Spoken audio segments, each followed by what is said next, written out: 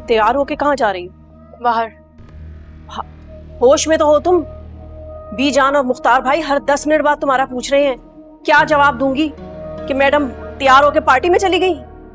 Exactly यही बताएगा उनको कि मैं पार्टी में गई हूँ। आप भी तो बता रही थी कि बड़ी मामा ने कहा है वहाँ जो शिफा बहुत घूम फिर रहे हैं, खाने खा रहे हैं, शॉपिंग कर रहे हैं। अगर वो लोग ये सब कर सकते हैं तो मुझे हक नहीं है? सोग ना मनाओ, लेकिन ये तो लगना चाहिए ना कि तुम्हें गम है। वहाज के इनकार करने का दिखावा तो करना पड़ेगा ना कि तुम टूट चुकी हो। मुझसे कोई दिखावा नहीं होता और गम मुझे इस बात का नहीं है कि उसने मुझे इनकार कर दिया, बल्कि शिफा और वहाज एक साथ है ना, उनको देख के जो मेरे अंदर आग लगी हुई है ना, वो आग जब तक मैं मिटाऊंगी नहीं ना, मुझे सुकून नहीं मिलेगा। जी जान, तुम अब सिर्फ ये सोचो, तुम सुकून लो कि मुख्तार भाई के पैसों पर अब तुमने ऐश कैसे करनी है। बस मामा बस, आपके और डैड के मशवरों पे चल के ना सिर्फ और सिर्फ जिल्लत मिली है।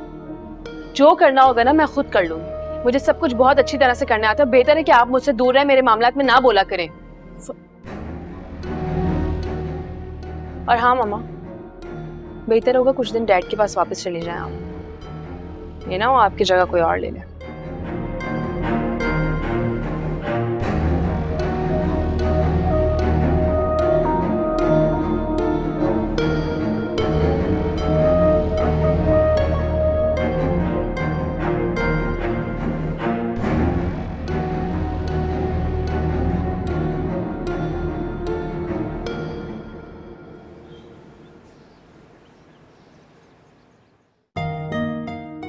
वहाज यार, ये हम दो लोगों के लिए बहुत बड़ा घर नहीं है।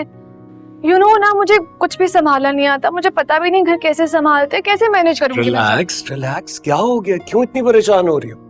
अरे भाई मैं करूंगा ना तुम्हारी हेल्प। इनफैक्ट मैं काम करूंगा, मैं घर का सारा काम कर लिया करूंगा। मैडम आप यहाँ पर आराम से बैठिएगा और मुझ पे हुक्म चलाइएगा। आप तो रानी है इस घर की।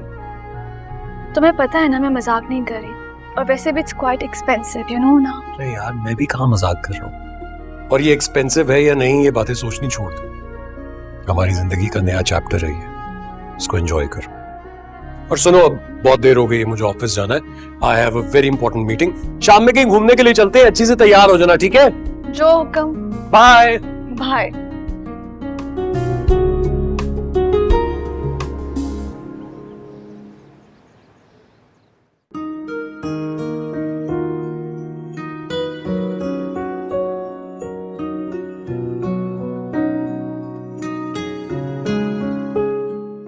Good morning sir. Good morning sir, बहुत बुरी खबर देनी है। कैसी बुरी खबर? एक्चुअली सर, मुख्तार साहब ने अपनी कंपनी के सारे शेयर हमारी कंपनी से निकाल दिए हैं।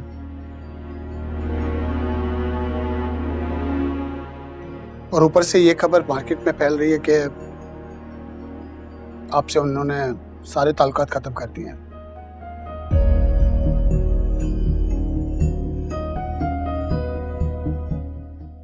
ये देखें नोटिफिकेशन। सर, हमारे कस्टमर्स कंफ्यूज हैं कि वो हमारे साथ काम करें या ना करें। सुबह से शाम हो गई, इतने फोन्स आ रहे हैं कि मैं जवाब दे दे के थक चुका हूं। अभी तो मैंने टाल दिया है कि महज ये अफवाह है, लेकिन सर प्लीज आप मुख्तार साहब से जल्दी बात कर लें, इससे पहले कि हमारी कंपनी पे बहुत बुरा वक्त आ जाए।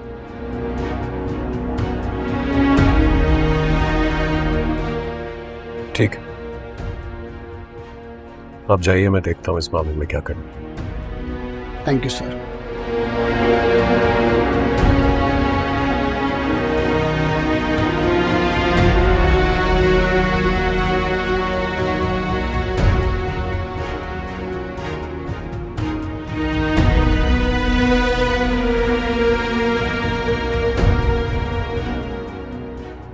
अपनी बीवी को लो और दबा जाओ यहां से। मेरा तुम्हारा कोई ताल्लुक, कोई रिश्ता नहीं बचा। अगर कल को मैं मर गया ना, तो मेरे जनाजे को कंधा मत देना।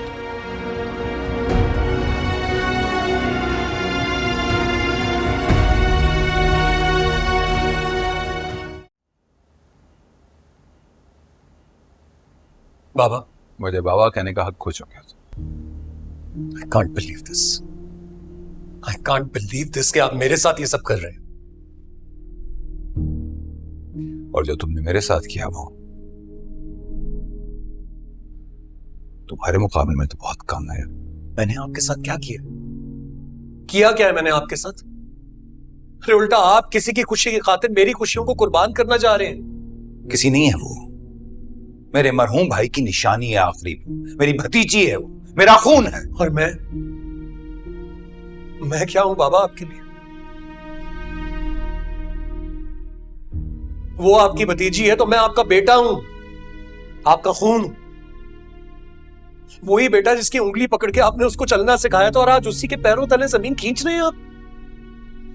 तो वो हो जिसने मेरा मान तोड़ा है। क्या एक छोटी सी ख्वाहिश ही तो की थी मैंने, क्या मिला मुझे? छोटी सी ख्वाहिश आपके लिए होगी, लेकिन आपकी छोटी सी ख्वाहिश मेरी पूरी जिंदगी का फैसला कर रही थी। आपको अपने बेटे के जज्बात समझ नहीं आ रहे, लेकिन आप वही बाप हैं जिसको अपने बेटे की बात कहे बगैर समझ आ जाती थी। चलो शुक्र है कि तुम्हें ये तो याद है। सिर्फ बाप का फर्ज है कि वो अपनी औलाद की सारी ख्वाहिशात को पूरा करे। औलाद का कोई फर्ज नहीं है कि वो अपने माँ बाप की किसी ख्वाहिश का एहतराम करे। क्या कुछ नहीं किया मैंने आज तुम्हारे लिए? बचपन से लेके आज तक जो चाहा जब चाहा उसी वक्त तुम्हारी सोच से पहले लाकर हाजिर कर दिया मैंने, लेकिन तुमने मेरा मान, मेरा फख्र, मेरा गरूर सब कुछ छीन लिया मुझसे। कल जब मैंने वरीशा को रजा की कब्र पर लिपट कर रोते हुए देखा तो मुझे यह लगा कि जैसे मैं सिर्फ वरीशा का नहीं, अपने मरहूम भाई का भी मुजरिम। अरे कहां लाकर खड़ा कर दिया तुमने मुझे।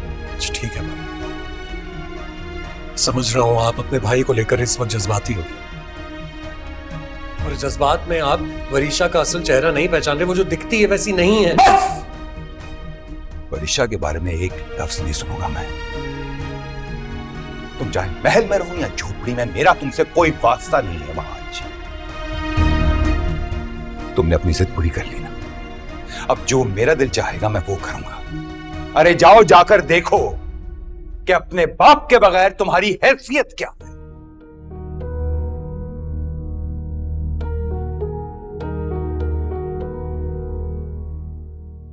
ठीक है बाबा, जैसा कह रहे हैं वैसा ही करो।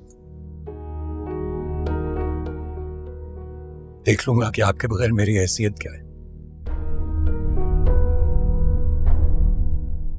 रहा सवाल इस मामले का, तो बस आपके लिए दुआ को हो सकता हूं।